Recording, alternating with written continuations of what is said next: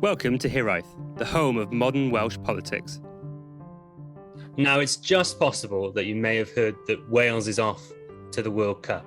And as well as prompting a domestic conversation about who we think we are, for the first time in the modern era, we are thinking about how we project ourselves onto this global stage. And joining us to discuss the potential opportunities and some of the challenges at home and abroad of such a high profile is Noel Mooney, Chief Executive of the Football Association of Wales, or should that be the Football Association of Cymru? Hello, Noel. How are you? Fantastic. Noswyd pawb. It's great to be with you. I'm here in the hotel with the team. And as you quite rightly say, it's really exciting for everyone here. It's a dream come true for many of the players here, of course, to play in a World Cup finals. For some of them, it's their finest moment, of course, to play in the biggest international tournament in the world and to have Cymru on that big stage. But it's not without its challenges, of course. So I have to say now we're starting to really focus. Thankfully, now that the players are in on the football more and more. We've got 3 big matches, big cup finals for us coming up. And to get out of the group for us would be a really successful World Cup. Hopefully one further than that, but our focus is very much on getting out of that group and then seeing how we get on in the lottery after that. Now, you've been in post as Chief Exec for just over a year. It's probably, if not definitely, one of the most successful years in Welsh footballing history. How would you describe the experience? It's been exhilarating in many ways because I've trained for many years, to be a leader of an association. And for me, when the opportunity came up, my brother and sister were both born in Wales, so I had a connection, obviously, to the country. But what I didn't anticipate was how quickly I'd fall in love with the place and the people. It's just been a really nice experience to get to know everybody here. And then on top of that, I suppose, when you feel you can bring a lot of value to something, quickly I scanned the environment and I said, these have a lot of things that they can improve on. And that's what we've set about doing. So obviously we're lucky in that the men's national team are going through fantastic days, but that only tells one side of the story. There's a much deeper story in terms of grassroots, in terms of our high performance, in terms of the women and girls game, in terms of the disability game, walking football, all the new different parts of the game that are coming. So, for me, within 2 months, we launched a strategy called Our Wales, Ein Cymru. And then a few months after that, we set about an enormous governance change, 80 of them, in fact, to Welsh football, which were huge. Merging the trust with the FAW has been a huge process on its own, but there were 79 others that are currently being implemented. So what a lot of people can't see is the jockeying and the fighting and the debates and the discussion that goes on behind the scenes. But I've got to say, 13, 14 months into the job, I couldn't be happier with the direction of travel for Welsh football. I really couldn't. We're ahead of schedule in where we're going. But over the next 5-6 years, we're going to really strengthen up the game here to ensure that these halcyon days are not just a period in Welsh football. We're going to go in cycles. It won't always be win all the time. It can't be, especially when you have a population of our side. You're going to go through cycles, but it's how we manage the peaks and troughs and how we, with this World Cup, for example, what our big goal is to make the most out of it. And I think if you look at our activation across the country, you'll see these giant bucket hats. You'll see 250,000 kids in schools with a jamboree. You'll see, thousands of schools doing football tournaments around it. You'll see Gael Cymru, 250 venues across Cymru that'll celebrate our heritage, our language, our music, culture. That's not an accident, clearly. There's a lot of work that goes on in the background. I think if you look at our wonderful marketing communications team, look at Yamal Heed, the World Cup video, which was took a lot of work, obviously, to put that together. Actually, it doesn't look like it is, but it takes a lot of thought to put it together in a way that's right, I suppose, for public. And then if you look at the squad announcement where Rob Page went home to Tylerstown, obviously there's that joke about the Americans going to the Empire State Building and using that huge building they have, and us going to the Welfare Hall in Tylerstown. For us, that felt like the most natural thing in the world to do. Being from one of your Celtic cousins a short swim away, our culture is the same. We like to keep everything humble. We like to be modest. Going to the Ronda, which I didn't know before I came here. I've got to know because I spent time up there with football clubs at the weekends and different things. There's a special attitude up there. There's a special way up there, and Rob Page epitomizes that with his attitude to the game, with his, he's got a rugged side and he's got the progressive side to him as well. Of course, to be a manager going to the World Cup, you need to be extremely bright and progressive. So I think all of them things combined, I couldn't be happier with where we are and where we're going. I couldn't be more excited about what we're going to do. And what I would say is that we're going to grow the FAW a lot. We're going to grow area associations and our 950 clubs across the country to ensure that we get stronger, bigger, better, and that the game of football really reaches its full potential here.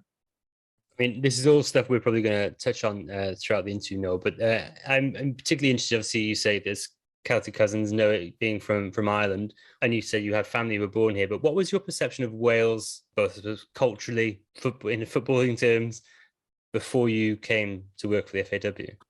It's a very interesting question because before I came here, I probably thought that there was more here in terms of big companies and tourism and different areas like that, to be honest with you. I just thought it had been a bit more, I guess is the best way of putting it, I don't know.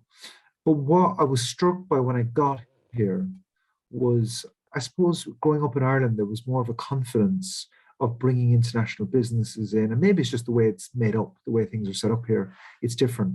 But there was a feeling that, tourism along the West Coast and all over Ireland at this stage is absolutely booming. Big companies like the Apples, the Googles, the eBays, all of them are flocking to Ireland and have done for many years to set up companies that employ tens of thousands of people. And I suppose there was a sense that, and some people mapped this back to us qualifying for the Euros in 1988 and the World Cup in 1990, where we did really well as a country, that there was some confidence that came out of that.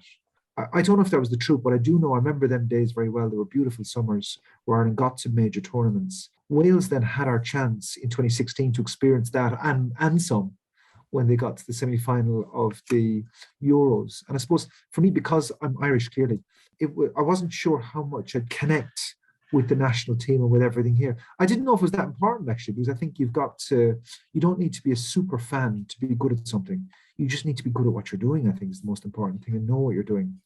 But I connected with the team instantly. Our first matches were Finland away in a friendly, fair enough. But then we had Kazakhstan that we played in Russia, and Garrett scored with the last kick of the ball. And I think I did my hamstring celebrating when he scored. And instantly I knew that I was connected, that, that was my team. And, when you get to know the players and how close they are, I mean, literally, I've just met them. They're just so close to each other. They're a group of brothers that love playing for Wales together.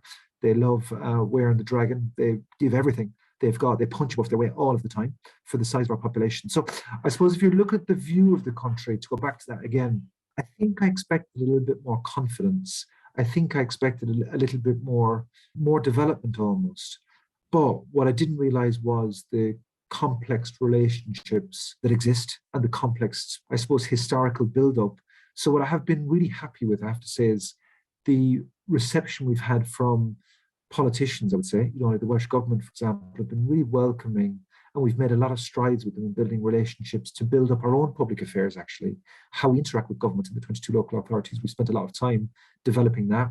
We're hiring a very talented head of public affairs that starts January, who's going to be a big step forward for us in terms of her background, and what she's going to bring to us will be very important. So we've developed that relationship a lot, but I think with her coming in, we're going to go a long way. So company side is interesting because there's not a lot of really big, powerful companies here, that are headquartered across the country. I mean, that was clear to me. We're a very attractive brand to be with. If there was a lot of big companies across the country, we would have companies smacking down our door to be part of what we do. We have a bit of that, I have to say. Brands see us, but it's just, I suppose, the size of what they spend. I mean, if I look at our commercial revenues, they're a long, long way behind England. And that's obvious because they've got a much bigger population. But we're playing them in a few weeks' time. We're supposed to match up against them on the field and a bit off the pitch. So it's difficult, when our resources are far less. But we've got to not moan about that. That's important. We've got to find, how do we reach the best we can do and be cleverer on and off the pitch than any other country, so that we can continue punching above our weight, as I say, both on and off the pitch. I'm going to come in, Noel, now, and we could move into the direction of Irish corporation tax on some of those big businesses, but we're not going to. We're going to, but it is that kind of area, because I think the terminology is about soft power and what governments can do to maximise that kind of like these type of opportunities. And I think Ireland has done that well, and I think it has been a lot of on the back of football. Ireland, for me, from the 80s onwards, was qualifying regularly, and I think that does give a confidence to the country, and the Irish nation has boomed really since. So this is a real opportunity on a global stage for Wales to maximise its soft power. And Wales does that in other sports, but it normally in the kind of traditional Commonwealth country. So this is the one which is on the global stage in Qatar. What do you think we need to do to maximise this exposure? And are you working with other organisations to get that done? We know the First Minister's going out, and we might mention that, but how are we going to maximise this kind of opportunity? It's a great point, because there's going to be 5 billion people watching Cymru over the next few weeks. It's the mummy and daddy of all tournaments, the Football World Cup. It's just enormous in terms of its scale. It's in every village, in every part of the world. It's just everywhere. We've got to maximise the opportunity. And I have to say that I've been very impressed by how Team Cymru has come together. I was on a call earlier today, which had the Arts Council. It had the airport, which is, I don't know if you've seen it yet, but Cardiff Airport looks quite spectacular, I have to say. I was up there today, dropped my wife up there. It's just completely wrapped in World Cup. It's fantastic. But you had on that, for example, the UK government, who are the ambassadors out in Qatar. You had the Welsh Government, of course, leading on the operation from our side, who've been fantastic around us. But then you have all these different organisations like the ERS, BBC Cymru, ITV Cymru, S4C, of course, probably 20 organisations on the call, plotting out how on and off the pitch we're going to make the most of it. So for us, we've got control of things like Goil Cymru, which is the festival across 250 venues. And that was important to us because, our supporters, the Iwal Gok, is very much about fashion and music and language and all that kind of stuff. So we wanted to express ourselves through Goil Cymru, and some of the events we had, as we said, the squad announcement, the World Cup song, which was a bit different to, how we could have approached it. So we tried to be seen marketing-wise here. Domestic is one thing. But internationally, we've got the First Minister coming out. We've got the Economy Minister coming out for the England game later. Have a huge amount of engagements, community engagements out there, government engagements out there with the US, for example, and with the UK Gov out there. But what I think is important to say is the FAW, from when we qualified, earlier in the year, we joined the UEFA working group because we were playing in Qatar. And that brought us into direct contact with the likes of the International Labour Organization. I was on a call the other day with the First Minister and the International TUC, for example, about migrant workers' rights, Amnesty International, all of these different groups that we're interfacing with, the Qatar Supreme Committee, FIFA, of course, UEFA. We're in direct dialogue with all them on the issues of the day. So we have a mix between how we get our brand out. Visit Wales have really bought into this and spent a lot of money marketing Cymru to the world in different things, videos that have come out in the last few days you may have seen, which is about welcoming people to the country in terms of tourism. So there's a big tourism campaign. There's a big trade push on, I would say, out there. And there's also a big lobbying campaign as well, because we want to bring major events here in the future. One of the events that's quite public that we would like to bid for is Euro 28, which takes us onto another level again. We've hosted the Champions League final in 2017 here, which is one thing, but none of the teams are Welsh that were playing, and it was obviously two teams that come in from the outside and play here. That's one thing. But this would mean, hopefully, that Cymru would be playing in our own city, in our own capital, to the world in Euros, which is another massive tournament. So I think we're building up nicely. I feel that we're going to capitalise fully on the opportunity. I'm really thankful to the way the First Minister has actually adopted this, along with the Economy Minister and the Deputy Sports Minister, along with other people, not just from the incumbent governments, but from other parties as well. We had a going away in the Senate recently where the broadcasters put it together, and you had cross-party attendance. The support from all of the parties was absolutely fantastic. So we feel that Team Cymru's come together. We know it's the first time it's come together quite like this. We know that. And what we've got to do is, once we've done this tournament and we do a debrief at the end of it to see what do we get out of it in terms of meetings to bring trade here or tourism, whatever it is, getting our brand out there to the world, because not everybody's clear on the Wales brand internationally. Even though we're from here, we live here, I know from living in Europe for the last 10 years, not everyone is completely clear on the brand and what it means. I was delighted to hear at a meeting today that some people are arguing that we've taken New Zealand's place on the beauty map with some of the videos that came out over the last few days. That was a great comment. So we have everything to offer in this country. And it's not a platitude, it's not a cliche. I grew up in Ireland on the West Coast, which is a mecca for tourism. We have everything needed here to become a tourist boom.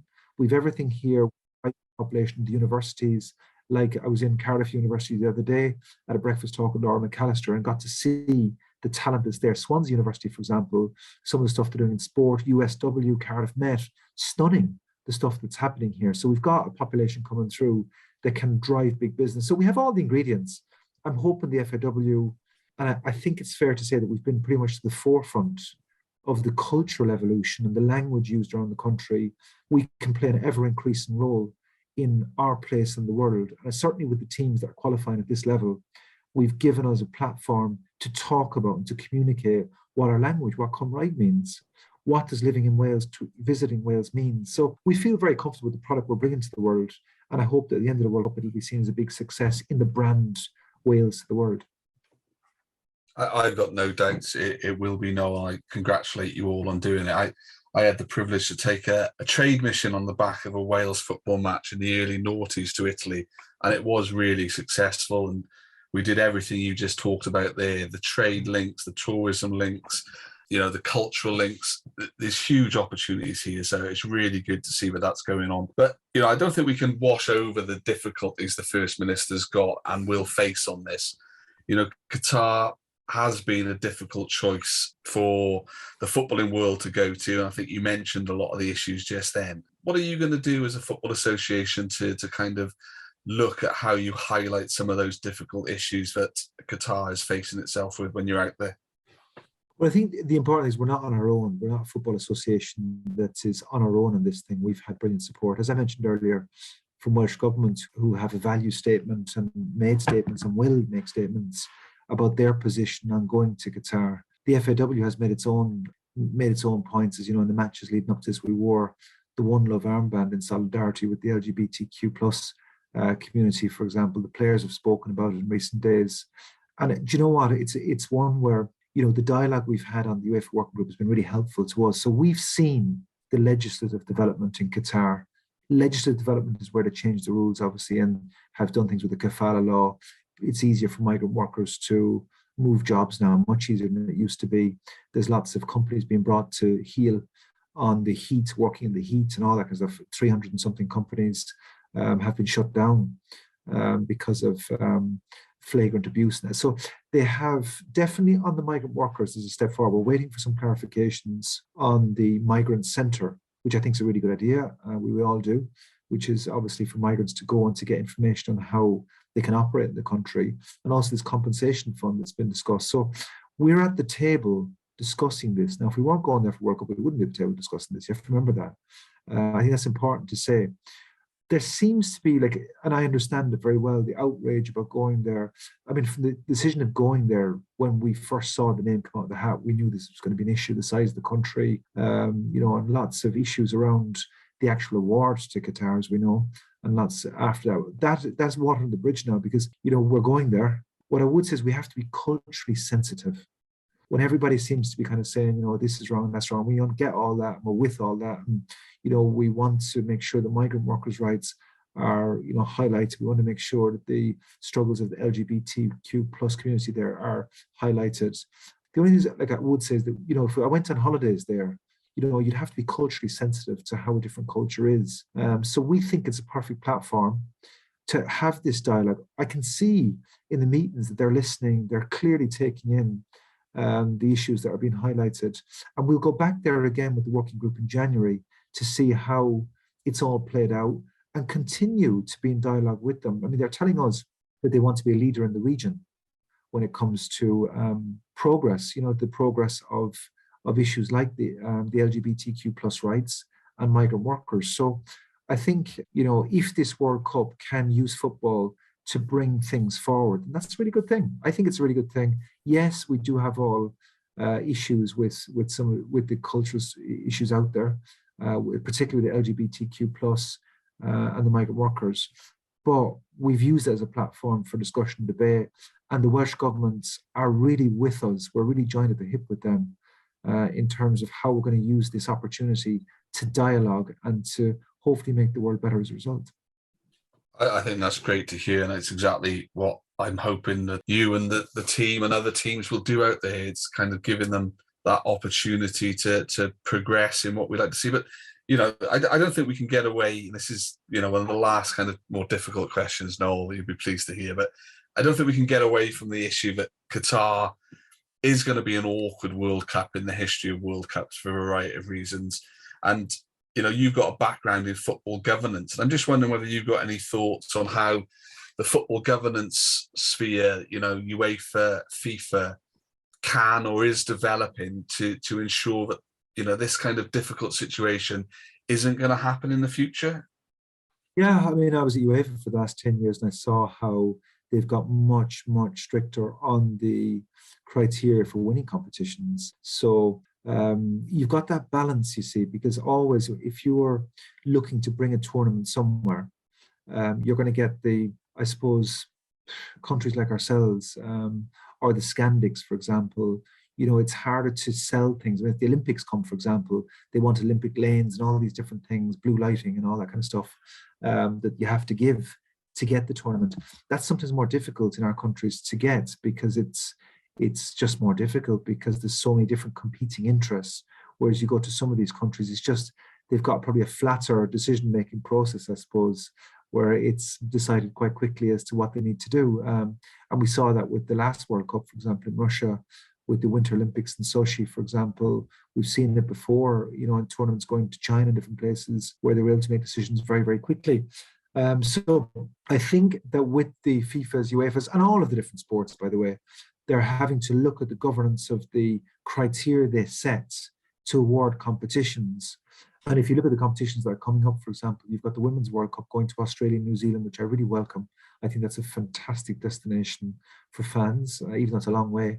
But it's a great place for fans to go to see the Women's World Cup. We were unlucky not to get there ourselves. If you look at the next Men's World Cup, which of course we will be in, that's in Canada, USA, and Mexico, which I think is a great one for, when we get there. It'll be a brilliant one to get to. If you look at the Euros, for example, we're going to Germany in 2024, which is fantastic. So if you look at the competitions that we're staring in the face, I think the next Women's Euros, will be somewhere interesting here. And then the next Women's World Cup, I know that there's a bid coming from Germany, Holland, and Belgium together. So you're starting to see, and obviously we're bidding for Euro 28. So if all that comes to pass, then you're going to see a real movement towards countries that fulfill all the criteria one would hope in terms of human rights and different things, getting these competitions. And then you'll see countries that it might go the other way, where countries that want to bid for this stuff in the future, because the criteria will be so strict, need to adjust their own workings to be in a position to host the tournaments, which is quite interesting. So look, it's an evolution. I certainly don't have all the answers, I can tell you that for sure, but I do know it's an evolution of governance. What I would say as well about FIFA, it's a very changed organization to the one that awarded the World Cup back in 2010. It's a very different organization. Gianni Infantino's gone up there from UEFA, used to be our General Secretary at UEFA, very much with a mandate about FIFA for the world, making football truly global, but also cleaning up the governance behind that. And if you look at, I remember David Conn, the journalist, coming into us at UEFA and showing us a picture of the council that awarded that decision to go to Qatar. I don't think a single one of them are left around the decision making. The stories that have come out since have been highlighted. And I've just started watching FIFA Uncovered on Netflix. I saw the first episode the other night, and honestly, my toes were curling when I was watching it. I didn't realize some of the stuff, even though I'd have known one or two of the characters, the Platinis and that, the Blatters, because I was at UEFA in the last 10 years. I wouldn't have known, any of the stuff that I was saying. I didn't realize, for example, the Adidas story about ISL. I wasn't actually aware that Horst Dassler had been involved in the setting of ISL. So that was quite interesting for me to see how all that worked. And I think it's a reminder. I mean, the game has exploded in terms of its influence. This podcast is, as you say, soft power. What I can say, I think it's quite clear, is that football is so powerful as a communications tool. And we have to be mindful of that. We have to protect our sport. And I think that some of the decisions made in football over the last decade and beyond have not been good for the game. But I think there's an awakening. There's an awakening amongst decision makers that this couldn't go on. There's a change in the pulse of how people think. That's clearly happening. I can see it so clear from being in UEFA and knowing the guys at FIFA that I think football's had its scares now. And I think lessons have been learned. And I really hope that we're going the right way. And if you look, I'm Irish, as we mentioned earlier, our own association, I was sent there in the interim to rescue a desperate governance and bankruptcy situation. So I was sent in like Red Adair on the rescue bridge to drag that out of bankruptcy. I mean, to be frank. So we've seen when governance goes wrong, the damage it can do. But the good news is that I've seen so much governance over the last few years. I've so much experience and education now in governance at this stage that we understand that an association has to have a risk appetite, by the way. It has to have a form of risk appetite. So it needs to take some opportunity, take chances to grow the game. You know, it has to capitalize on opportunities, but also mitigate risks. And I think when you see some of the decisions that we made about awarding events to certain parts of the world and certain things that happen in football, you know, they probably haven't taken into account fully the brand damage that has done to football over the years. I remember, you know, as a fan, even when that decision was made to go to Qatar, thinking, ooh, you know, when you get into a taxi and someone says, oh, I see the World Cup's going to Qatar, you know, how that would play out in someone's mind. And look, we're here now, days away from kicking off in Qatar. And I cannot say it has got any better since that day in terms of the perception of it going there. If anything, it's got worse. What I do hope is that the people of the Middle East, the Arabic culture, wonderful culture itself in ways, gets a chance. We're going to visit the Arabic museums and different things to see the history of the place. But I have to say, from the FAW's point of view, Jason Weber, who leads our equality, diversity, and inclusion, is on the actual working group with UEFA. I'm delighted he's been there because he's had a chance to see, you know, the good, bad, and ugly of culture over there, but also to learn things that work well out there as well, and bring some ideas back to us. So, like, we feel that the dialogue has been really positive. We hope that this World Cup, in years to come, people will say that it has progressed the evolution of society in some ways, and I hope that that's the legacy. It's a hope at the moment, and I really, really hope in time. By default, even, that the decision to go there would have worked out to be a really good thing. So that was, you know, fascinating chat about the international context, but I'm going to bring it back home a little bit. And one of the interesting things to me about what the FAW has done in the last few years and has done incredibly well, it's sort of been committed to the history of individual communities in Wales and of Welsh history all in, and whether that's recognising the disaster at Aberfan, Tryweryn, from making the squad announcement in the Tylerstown Welfare Hall. How deep does this sense of social history go in the FAW, and how important is it to you?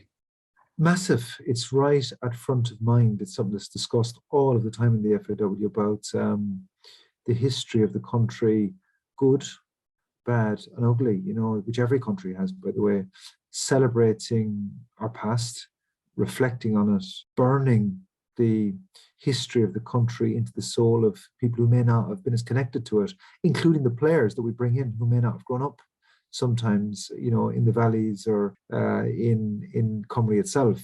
So making sure that they're aware of what they're playing for. I mean, even the signage here in the hotel, the signage that the players see in their bedrooms and in the training ground and in the hotel in Doha will remind them of who they're playing for and what they're playing for. And the connection with Welsh life. I mean, the Tylerstown thing was great in many ways because it just represented our values perfectly. Obviously, we brought the World Cup song last week, and I think, you know, the reaction we had to that, which was that we didn't shy away from the issues. Like there was celebratory moments in there, of course. You know, it's with devolution, for example, there was celebratory moments with us scoring to get us to a World Cup final, and many very happy things. There was also moments of reflection, I suppose, the good, bad, and that's happened in the country. So every country is the same. I'm not from here, but from Ireland, which has its own history. And it's important that we reflect, we're aware of it, because that makes us who we are. And like now, we hope that there's a confidence sweeping through the country as we go out to the world stage, that we are a fantastic place and a fantastic people and have everything to offer the world. And we just can't speak loud enough about it. But to not reflect and just kind of go all shiny and glittery out front is probably not us. There is that thought about the things that have happened, like Aberfan, for example, is a very good example of, you know, and even when you travel around the Rhondda, for example, you can't help, or I was up in Murta recently, you can't help, you know, be reminded about the industrial past and the difficulties that was. That was a tough environment to work in for the workers. And there was many things The trade union movement came out of here. So to not know that and to not think about that is a mistake, we think. And we think that with the Welsh language as well, for example, which is clearly going through a renaissance itself, I'm trying my very best to learn Cymraeg. It's not easy, I can tell you. I'm flying through Duolingo. And when I get really frustrated, I swear this is actually what I do. I flick from the flag to the Irish flag to start doing some Irish to boost my own confidence, because I can speak some Irish. So I get my confidence built up, then I flick back to Cymraeg and I'm okay. But I'm getting there. I can speak a few words. I can say sit the key, and I can work through a few things now. I can sit down in the canteen and do a couple of minutes at least. So I'm getting there. The aim is that next summer when we get to the Estivod and we go to the Royal Welsh, that we can do something with IG in Cymraeg and start to talk. I mean, people around where I live in Cardiff speak Cymraeg quite regularly. I mean, if you go to Chapter, for example, of the coffee there, people are speaking Cymraeg in there quite normally around you, which I think is absolutely fantastic. We've got an agreement now with the National Centre for Learning Welsh, which means I've got a tutor called Aaron. It's not Aaron Ramsey, who can speak Cymraeg very well. It's a different Aaron, but he doesn't have blonde hair, by the way. He hasn't dyed anything. So yeah, it's a really exciting time for us. What's nice about, as I said, even though the organisation is 145 years old, we don't look it, first of all, I hope. But secondly, we feel more like a Spotify than an old institution. So my wife and I have been watching the startup of Spotify on some other program at the moment, Netflix or something, watching how, when you see kids come together and think about what can we do today that's going to move us forward, is going to make us, a bit more special. That's how it feels at the FAW at the moment. And it feels that we're full of ideas, bright ideas, brilliant people. And I don't care if they're 20 or they're 60. They're coming up with brilliant ideas. I mean, I can sit for hours and talk to IG about new ideas. And IG is probably a little bit closer to 60 than 20 at this stage. But he's been a BBC journalist. He's very proud of the Cymraeg. Has been our head of comms for a good few years. But he's an inspiration to us in many different ideas that we have. But then there's a young team. There's people like Rob and Owain and Mel and a few more of them in communications who just keep knocking out with the ballpark. I mean, literally, you go in one day and it's Sage Todd's. The next day it's Juice Menace. The next day it's something else. The next day it's something else. It's like just a flow of ideas. And what we've got to do is just keep building upon that, because people definitely have stood up and or sat up and taken notice that we have got a great story to tell every day. Next week, for example, we launch our media platform, which will be called Red Wall Plus. And that's going to have a whole bank of content new that will tell the story of the country and of ourselves and Welsh football. And we'll start recording a lot more. We'll become much more like a media house ourselves, where we can bring content, really rich content to Welsh people all of the time on what's happening behind the scenes in Welsh football, whether it's to do with our like even, for example, if you take Wrexham over the weekend, there was the Walgach Festival up there, which we supported, of course. And that had people like Adrian Childs there and the likes of Ian Rush and Neville Southall and Katie Owens and all these people up there talking about fan culture across Cymru. And that was a whole weekend of films and music, and Gruff was up there for the Super Furry Animals, and all this kind of stuff was going on. So we're starting to build up more and more of a vibe of a kind of cool Cymru. I know it's a cliche term, but we really are. And we feel that we're in the middle of it. And I couldn't be more excited for how the future will pan out. I think everyone's looking forward to seeing how we keep evolving as an organization. We just need more and more people joining our Red Wall or Walgach, because I think a lot of the kids nowadays are choosing football as their go-to sports. The interest in the sport is growing all the time. I come myself from a marketing brand background, so I have a sense of what makes great brands. And it's a terrible term at times, brands. We're not even a brand, we're just a feeling. We're more a kind of sense of what we're doing. It's like a vibe or something. I don't even know how you describe us, but it's just a sense we know where we're going. We feel that we're on a good track, and a lot of people are with us on it. And the fans build more of it than we do, to be honest with you. We just listen to what people want to do, and we kind of go in that direction. That's it, really. It's an interesting question. I mean, going back to the Emma O'Heed video just for a second, Noel, I mean, I think that a lot of the feedback that was given to me and by friends and what have you is that it did an incredible job of representing all of Wales, whether that be Welsh-speaking, English-speaking, North, South, absolutely, whatever political tradition you come from. But one thing it featured campaigns from Cymdeithas Iaith. It had Ron Davis's It's very good morning in Wales. Images from the miners' strike. But there's a lot of people who've said for forever that you shouldn't mix sport and politics. And obviously the FAW seems to kind of disagree with that. But I'm interested not only in that, but whether you are taking the lead on that from your fans in a World Cup, or whether you're trying to lead them in a particular direction. Well, I certainly hope it's not political. It's not supposed to be. It's supposed to be cultural and historical, to be fair. So these are, things that happen. Gareth did score against Ukraine, by the way. He did score against Austria, so we showed that as fact. And things like, for example, devolution and all the things that were there, they happened. Everyone's views. I mean, the world is very polarized and all that kind of stuff at the moment. We are definitely not a political organization of any sort or anything like that. We represent all of Cymru. We represent a very broad church of people, which football always must do. And I think that we try to represent the country in as honest way that we can of what people are really thinking, not kind of shiny diamonds that aren't there.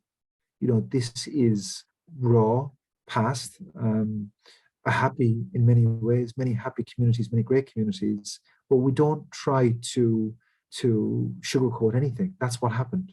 And we try to just represent what happened, but also to demonstrate that really good things have happened and really, really good things will happen in the future, and that we have a very bright, broad future ahead of us, representing everybody across Cymru to the world and within the country. So, yeah, I think it's really important that we keep building our brand, but in a way that's inclusive. And I really mean that, inclusive for everybody, that everyone should feel part of Welsh football going forward. We shouldn't exclude nobody.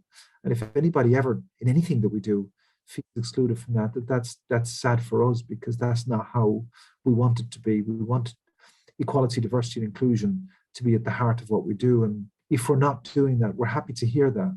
And we're happy to reflect that in the future going forward. So, yeah, look, we make decisions as we go along, thinking we're doing the right thing for the country and for the people that we represent, which is the whole country, I hope. And I really hope that we can continue to evolve that mood and that vibe to represent everybody.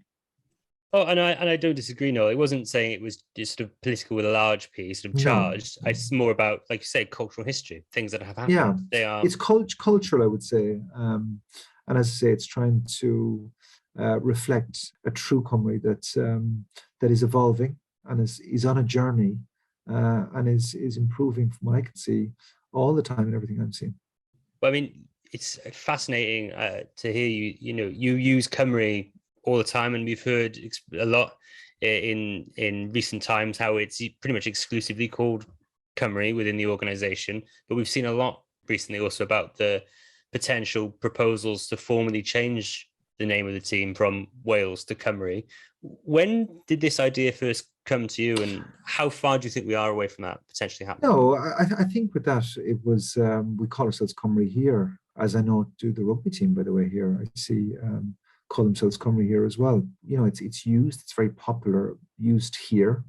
And I suppose all that would happen is that people would say, look, when we go abroad, could we look at, instead of WAL, could it be COAM now? I personally have no view on it, personally. I'm quite relaxed about it, as everyone else is here. It's just a discussion. I mean, it's a debate that you would have, and the answer could be, no, we keep it as it is. It's absolutely fine.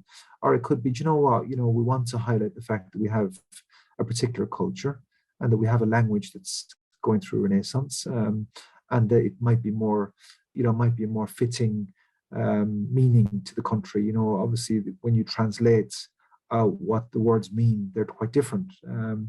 And again, to be like, this is where I have to kind of step back from it. I listen to ideas and people and things and what they want to do, but it's very much up to the people. I mean, we're a democracy where people get a chance to give feedback. There's no particular time limits or anything like that.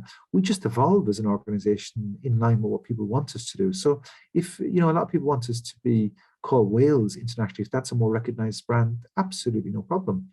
Fantastic. And if more people think that there's an evolution where we want to highlight our culture more and more, and we're interested in using Cymru internationally, then let's have the debate, really. And if that's something that's interesting for people, if they want to do that, then maybe we consider doing that. Because if you want to do that, I mean, as we know, other countries have done it. We wouldn't be the first to do it. That would be a process that isn't particularly hard, because you just sit down with FIFA and UEFA and say, look, when we're playing abroad, can you put up CYM instead of WL, and can we change, when we're at the Congress, can we sit beside the Cypriots instead of the Ukrainians down the back of the room type thing? That's just the stuff that is practical. Then there's a whole, communications piece around it if you do that. But I have to say that it's only just something that gets chatted around about. We call ourselves that here. It's not that big a deal for us calling ourselves Cymru in Cymru. But then, it's just abroad, should we consider using it more? I mean, there might be a lovely hybrid way of doing it. There might be a way that on our tracksuits and on our imagery that we have Cymru on our jerseys, for example, but internationally that we call Wales. I don't know. But there's a bit more work needed in that. There's more research needed in that. There's more discussion needed on that, and quite a bit more. But I have to be also frank and say it is not a priority for us. We have a lot more pressing issues to deal with. Like, we'll go to this World Cup as Wales, we'll be loved as Wales, and we'll win as Wales, and we'll be successful as Wales. So it's no problem for us whatsoever, of course. And we're looking forward to going out there as Wales. But, here, as you know, we've made that lovely evolution where, we call ourselves quite normally Cymru. But obviously people call us Wales here, and it's no problem for anybody. It's only a problem for people who want to make it a problem. For us, it really is not a problem. We're Wales, we're Cymru, we're beautiful. I think one of the things we forget when we're having this debate, that a lot of the world has different names for Wales anyway, and I do still love Pays de Galles and Gals and things like that. It's just I think it's a British perception of how the rest of the world look at you. So good luck with that, Neil. Noel, sorry, I did that in our practice script as well. Sorry about that. It's okay, Charles. Don't worry. One of the things we're talking about, the international game, Noel, but the heartbeat of sport, all sport for me, is the grassroots side of it, and that goes into the Welsh Domestic League, which I think in recent years, you've used the term branding, and the Welsh Domestic League has come on leaps and bounds in branding and its coverage. What do you think the health of that part of the game which you're responsible for is in Wales? I think we have a very long way to go, to be frank.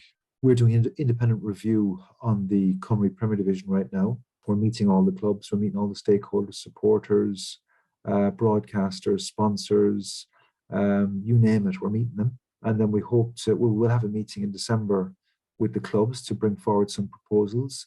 And I think what you'll see is that next year, we'll agree a whole new strategy for the Cymru Premier.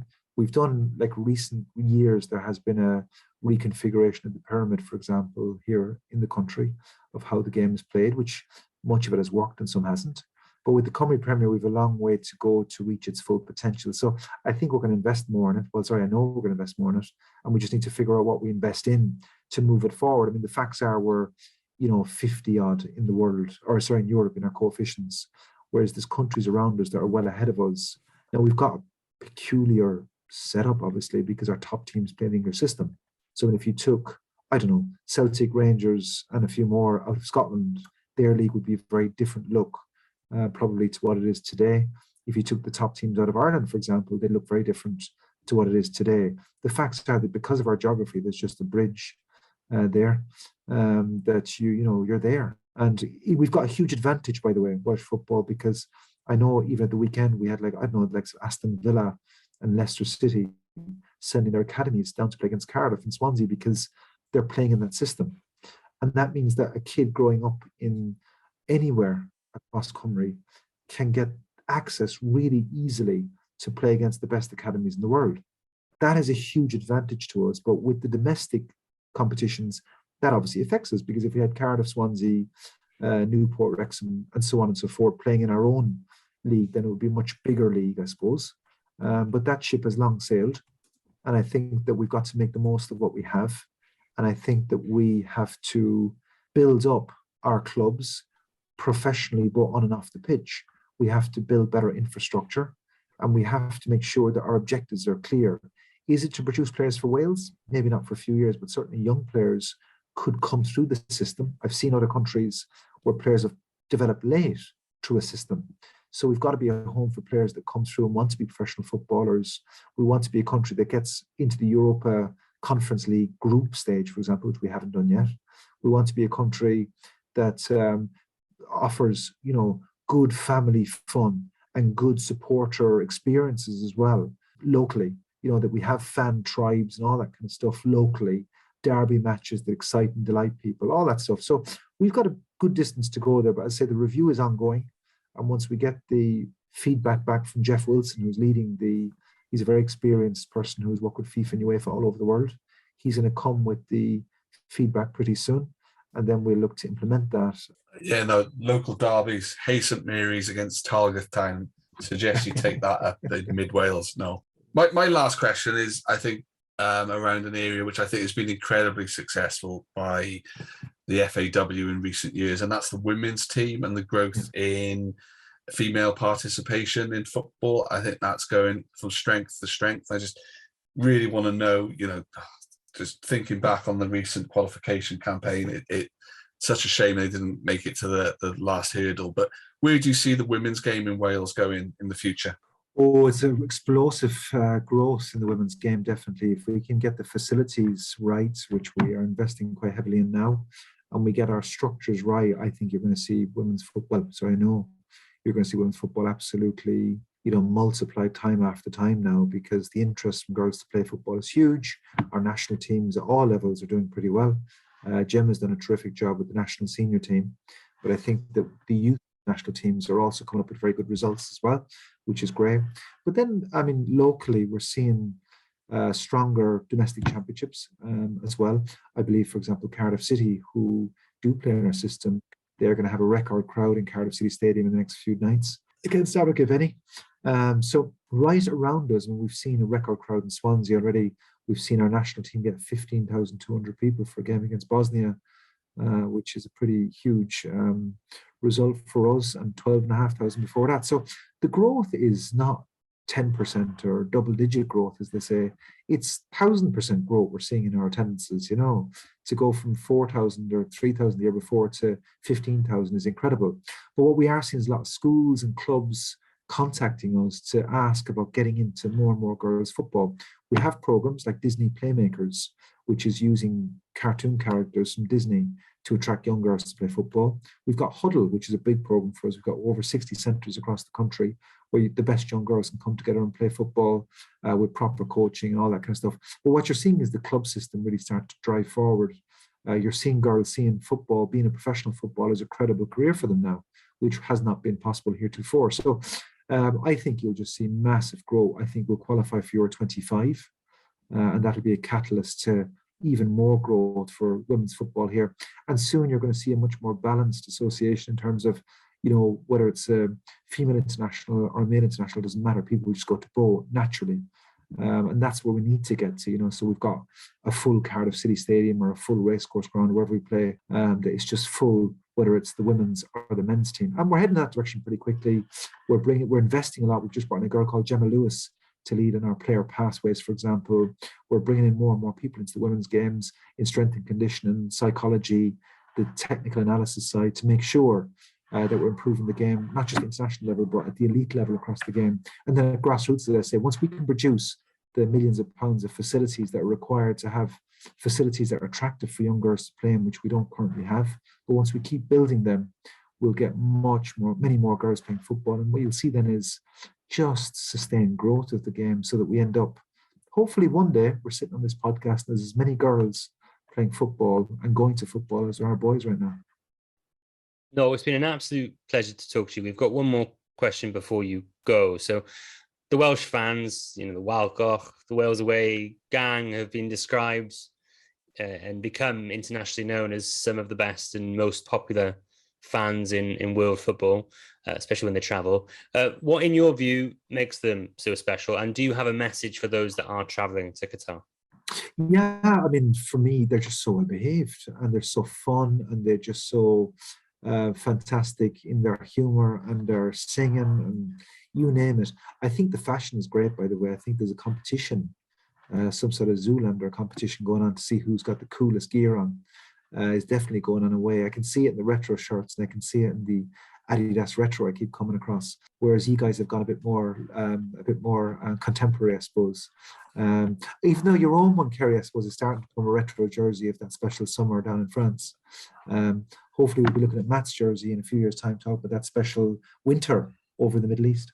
I have somewhere, I don't quite know where, but I do have somewhere one of the greatest third kits of all time, which is the Kappa yellow and blue Wales third kit from, I think, the early 2000s. Now that is a retro kit you don't see very often. Wow, fantastic.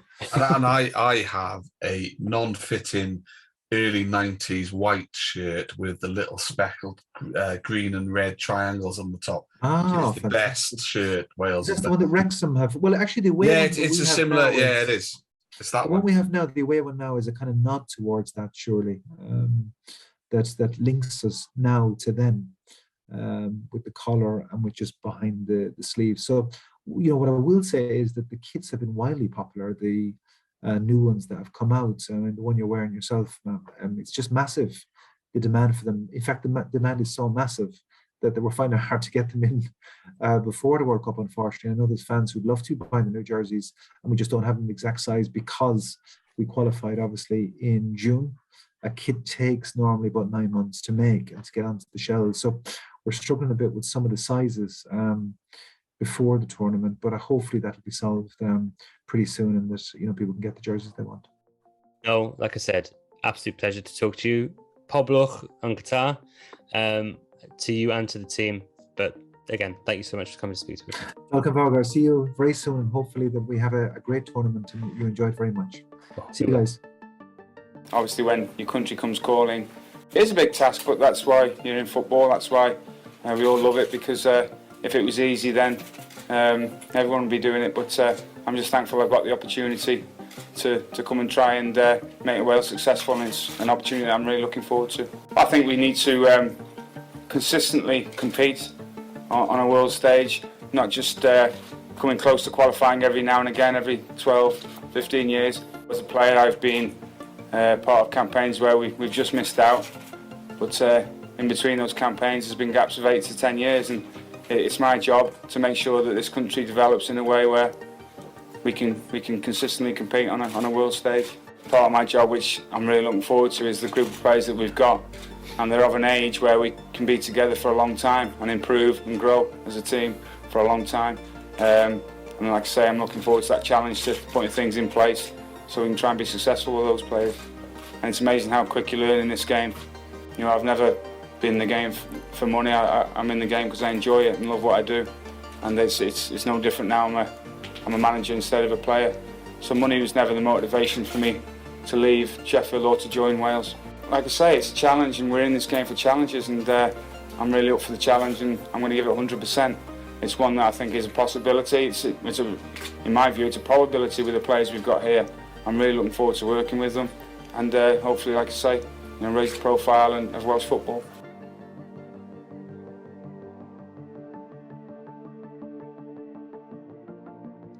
If you have enjoyed what you've heard today, please don't forget to find us on Twitter and Facebook @HereIthPod, or on our website www.walespolitics.com. And thank you so much for supporting us with your ears, but if you would like to do so with your wallets too, please don't forget to find us at www.patreon.com/HereIthPod.